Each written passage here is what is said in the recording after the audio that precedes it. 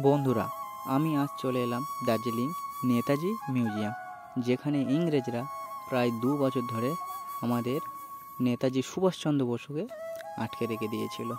আমরা এটা অনেকেই জানি বা অনেকে জানি না। ইংরেজরা নেতাজি সুভাষচন্দ্র বসুকে প্রায় 2 বছর ধরে আটকে রেখে দিয়েছিল। এই কথাটা আমরা শোনার পর আমাদের রুম থেকে বেরিয়ে এলাম নেতাজি মিউজিয়ামের দিকে। 1947 সালে 15ই আগস্ট আমাদের দেশ তথা ভারতবর্ষ স্বাধীন হয়েছিল। ইংরেজরা আমাদের ভারতবাসীর ওপর খুব অত্যাচার চালিয়েছিল।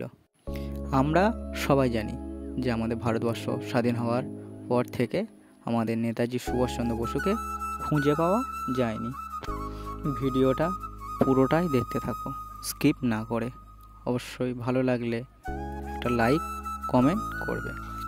আপনাদের একটা লাইক আমার ভিডিও বানাতে খুব উৎসাহিত করে।